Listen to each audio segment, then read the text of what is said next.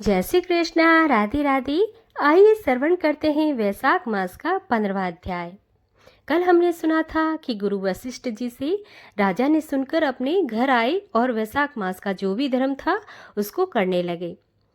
राजा ने सारे शहर में ये सूचना कराई कि 8 वर्ष की आयु से लेकर 80 वर्ष की आयु तक का जो भी मनुष्य मेष की संक्रांति में सूर्य उदय से पहले स्नान नहीं करेगा वह दंडनीय समझा जाकर शहर से निकलवा दिया जाएगा। पुत्र, भार्या, इष्ट, मित्र चाहे कोई भी हो, जो वैशाख मास के धर्म का पालन नहीं करेगा मैं उसको चोर के समान दंड दूंगा। प्रातःकाल पवित्र जल में स्नान करो, स्थान स्थान पर प्याऊ लगवाओ, यथाशक्ति योग्य ब्राह्मणों को दान तथा अन्य धर्म के कार्य करो। प्रत्येक गांव में एक एक उपदेश करने वाला विद्वान ब्राह्मण नियुक्त कर दिया गया तथा 5 गांवों पर एक अधिकारी भी नियुक्त कर दिया गया। इस प्रकार चक्रवर्ती राजा के शासन में यह धर्म वृक्ष सारे देश में भली प्रकार फैल गया। इस राज्य में जो पापी मारे जाते थे वे भी बैंकुट को प्राप्त होते थे। वैशाख मास में एक बार के स्नान करने से पापों से मुक्त होकर कोई भी प्राणी यमपुरी को नहीं जाता।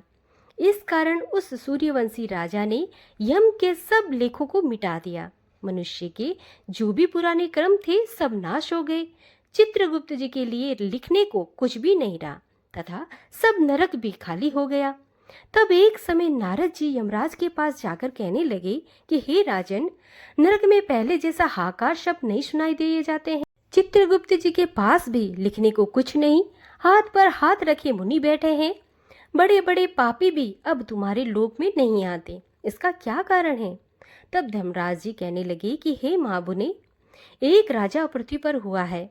अपने राज्य में उसने आज्ञा दी है कि जो कोई वैशाख मास के धर्मों का पालन नहीं करेगा वह दंडनीय होगा।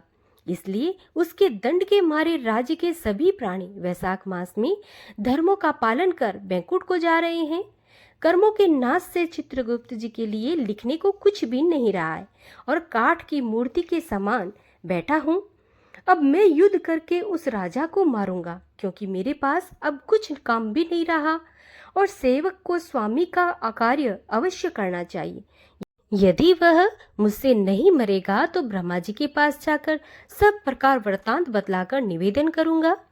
इस प्रकार नारद जी से कहकर यमराज मृत्यु, रोग, जरा आदि सब सेवकों को तथा अपने दूतों को साथ लेकर दंड धारणा कर भैंसों पर चढ़ पृथ्वी पर आया और सिंह नाद करते हुए उस राजा की नगरी को चारों ओर से घेर लिया।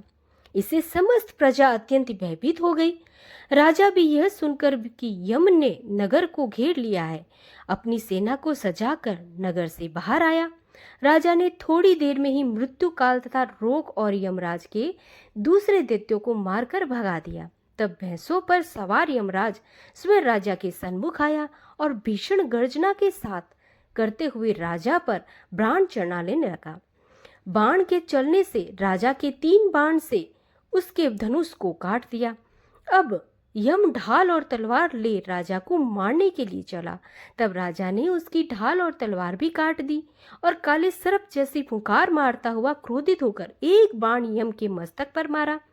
तब यमराज ने क्रोधित हो दंड उठाया और उस ब्रह्मास्त्र से अभिमंत्रित कर राजा पर छोड़ दिया। उस समय बड़ा हाहाकार मच गया। तब भगवान विष्णु ने अपने भक्त की रक्षा के लिए सुदर्शन चक्र को छोड़ा, जो युद्ध स्थल में आ पहुंचा और दंड से युद्ध कर ब्रह्मास्त्र का निवारण करता हुआ यमराज को मारने लगा। यह देख वह भक्त राजा भयभीत होकर चक्र की स्तुति करने लगा कि हे भगवान विष्णु के हाथ के आभूषण, सहस्त्र बार तुम्हें मेरा नमस्कार है। भगवान तुमको सारे लोगों की रक्षा के लिए धारण करते हैं, क्योंकि जो देवताओं के द्रोही है तुम उनके काल हो। सो जगतपते इस यम की रक्षा करो। ऐसी स्तुति सुनकर चक्र यम को राजा के पास छोड़कर स्वयं बैंकुट को चला गया। फिर यम उदासीन होकर ब्रह्मलोक में ब्रह्मा जी के पास गया। उसको इस प्रकार देखकर सब सभागण विस्मित होकर आपस में कहने लगे कि यम का यहाँ पर कैसे आना हुआ? कहीं ब्रह्मा जी के दर्शन को तो नहीं आया? इसको तो क्षण भर को भी अपने काम से अवकाश नहीं मिलता। देवता तो कुशल से हैं, ऐसी बात न कब पहले कभी सुनने में आई न देखने में।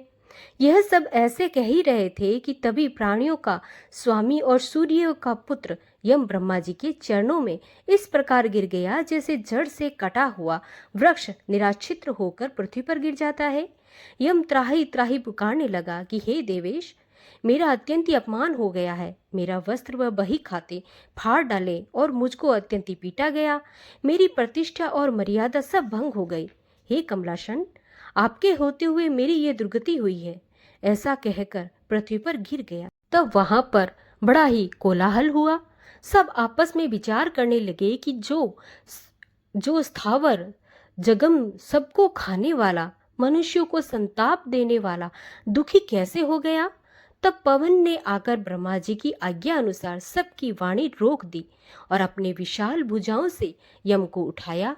फिर समस्त संसार में विचरने वाला उदार बुद्धि पवन उसे आसन पर बिठाकर कहने लगे कि किसने तेरा अपमान किया, तुमको तुम्हारे स्थान से निकाल दिया, तुम्हारे वस्त्र बही खाते किसने फाड़ डाले। सो यह सब वृतांत तुम ब्रह्मा जी के सन्मुख कहो, जो सबके पितामह हैं, वे ही तुम्हारे दुख को दूर करेंगे।